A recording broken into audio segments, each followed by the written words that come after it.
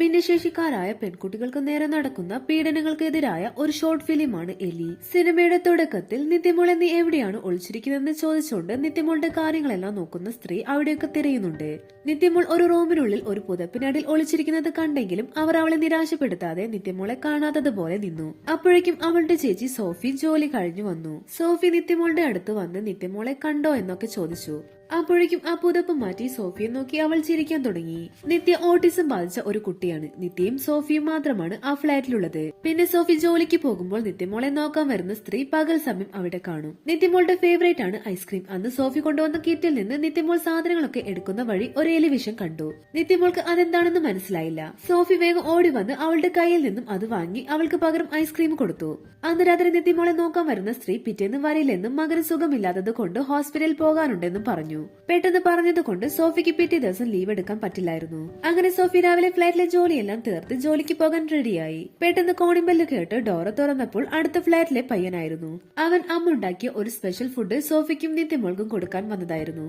എന്നാൽ അവന്റെ നോട്ടം ഒട്ടും ശരിയല്ലായിരുന്നു. സോഫിക്ക് അവൻ ഒട്ടും സംശയമില്ലാത്തത് കൊണ്ട് തന്നെ ഇന്ന് വീട്ടിൽ നിത്യമോളെ നോക്കാൻ ആരുമില്ല. ഇടയ്ക്ക് അമ്മയോട് വന്ന് ഒന്ന് ശ്രദ്ധിക്കാൻ വേണ്ടി സോഫി അവനെ പറഞ്ഞേൽപ്പിച്ച ശേഷം ജോലിക്ക് പോയി. സോഫി ഡോർ ലോക്ക് ചെയ്ത ശേഷം കീ പുറത്ത് വെച്ചിട്ട് പോകുന്നത് കണ്ടവൻ അവൾ പോയ ശേഷം കീ എടുത്ത് ഡോറ് തുറന്ന് അകത്ത് കയറി. ആ സമയം നിത്യമോൾ പടം വരയ്ക്കുകയായിരുന്നു. അവൻ ഫ്രിഡ്ജിൽ നിന്നും നിത്യമോളുടെ ഫേവറേറ്റ് ആയ ഐസ്ക്രീം എടുത്ത് അവളുടെ അടുത്ത് വന്നിരുന്ന് അവൾക്ക് ഐസ്ക്രീം വായിൽ വെച്ച് കൊടുത്തു. എന്നിട്ട് അവൻ ബാൽക്കണിയിൽ പോയി സിഗരറ്റ് വലിച്ചു. പെട്ടെന്ന് അവൻ പുറകിലൂടെ വന്ന് പടം വരച്ചുകൊണ്ടിരിക്കുന്ന നിത്യമോളുടെ വാ പൊത്തി പിടിച്ച് വലിച്ചിഴച്ച് റൂമിലേക്ക് കൊണ്ടുപോയി. എന്നിട്ട് അവളെ ബലമായി പീഡിപ്പിച്ചു. ആ സമയം ജോലി കഴിഞ്ഞു വരുന്ന സോഫി തന്റെ അഫെയറുമായി നിത്യമോളുടെ കാര്യം സംസാരിക്കുകയാണ്.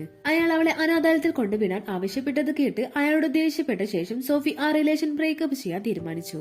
വീട്ടിലെത്തിയ സോഫി വീട് അലങ്കോലമായി കിടക്കുന്നത് കണ്ട് അതെല്ലാം അടുക്കി വെച്ചു. എന്നിട്ട് നിത്യമോളുടെ റൂമിൽ ചെന്ന് അവൾക്ക് ഇഷ്ടപ്പെട്ട ഐസ്ക്രീം കൊണ്ടുവന്ന് അവൾക്ക് കൊടുത്തെങ്കിലും അത് അവൾ തട്ടിക്കളഞ്ഞു. അത് കണ്ട് സോഫി ദേഷ്യത്തോടെ അവളെ വഴക്ക് പറഞ്ഞെങ്കിലും പെട്ടെന്ന് തന്നെ അവളോട് സോറി പറഞ്ഞു. പിറ്റേ ദിവസം ജോലിക്ക് പോകാൻ തയ്യാറായ സോഫി നിത്യമോളോട് യാത്ര പറഞ്ഞു പോകുമ്പോഴെല്ലാം നിത്യമോൾ പേടിച്ചിരിക്കുകയായിരുന്നു. സോഫി പോയ ഉടൻ അവൻ ഡോറ് തുറന്ന് അകത്ത് കയറി. അവളെ വളരെ മോശമായ രീതിയിൽ നോക്കിക്കൊണ്ട് അവൻ ഐസ്ക്രീം കഴിച്ചു. കഴിഞ്ഞ ദിവസം അവളെ ഉപദ്രവിച്ച പോലെ വീണ്ടും അവളെ ശാരീരികമായി ഉപദ്രവിക്കാൻ ശ്രമിച്ചപ്പോൾ അവളെ നോക്കുന്ന സ്ത്രീ ഡോറ് തുറന്ന് അകത്തേക്ക് വന്നു. അവർ നിത്യമോളെ വിളിക്കുന്നത് കേട്ട് അവൻ അവളെ വിട്ട ശേഷം അവര് കാണാതെ പുറത്തേക്ക് പോയി. കുറച്ചു സമയം കഴിഞ്ഞ് പടം വരച്ചുകൊണ്ടിരിക്കുന്ന നിത്യമോളുടെ അടുത്തേക്ക് ജോലിക്ക് നിൽക്കുന്ന ആ സ്ത്രീ വന്ന് അപ്പുറത്ത് താമസിക്കുന്ന പയ്യൻ പെട്ടെന്ന് കുഴഞ്ഞു വീണ് അവനെ ഹോസ്പിറ്റലിലേക്ക് കൊണ്ടുപോയ വിവരം ജോലിക്കാരി അവളോട് പറഞ്ഞു. നിത്യമോൾ അത് കേട്ട് അവരെ ഒന്ന് തിരിഞ്ഞു നോക്കി. യഥാർത്ഥത്തിൽ തലേ ദിവസം രാത്രി സോഫിക്ക് നിത്യമോൾക്ക് എന്തോ സംഭവിച്ചിട്ടുണ്ടെന്ന് മനസ്സിലായിരുന്നു. അവളുടെ പൂർത്തിയാകാതെ കിടന്ന ഡ്രോയിങ്ങും തറയിൽ കിടന്ന ഐസ്ക്രീമിന്റെ കപ്പും പിന്നെ നിത്യമോളുടെ ഭയവും കണ്ടതോടെ സോഫിക്ക് അവന് സംശയം തോന്നി. പിറ്റേന്ന് രാവിലെ ജോലിക്ക് പോകുന്നതിന് മുമ്പ് സോഫി എലിശല്യം മാറ്റം വാങ്ങിച്ചിരുന്ന എലിവിഷം എടുത്ത് ഫ്രിഡ്ജിൽ വെച്ചിരുന്ന ഐസ്ക്രീമിൽ ചേർത്ത ശേഷം അതെടുത്ത് ഫ്രിഡ്ജിൽ വെച്ചു. നിത്യമോൾ ഫ്രിഡ്ജ് തുറക്കില്ല എന്ന് സോഫിക്ക് ഉറപ്പായിരുന്നു.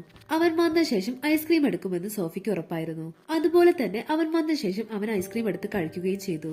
അന്ന് തന്നെ നിത്യമോൾ ഒരു എലിയുടെ ചിത്രം വരച്ച് പൂർത്തിയാക്കി. സ്വന്തം അനുജത്തിക്ക് വേണ്ടി ജീവിതം മാറ്റിവെച്ച ചേച്ചിയെ കെട്ടിപ്പിടിച്ച് ബാൽക്കണിയിൽ നിന്നും പുറത്തേക്ക് നോക്കി ഹാപ്പിയായി നിൽക്കുന്നത് കാണിച്ചുകൊണ്ട് ഈ ഒരു ഷോർട്ട് ഫിലിം ഇവിടെ അവസാനിക്കുന്നു.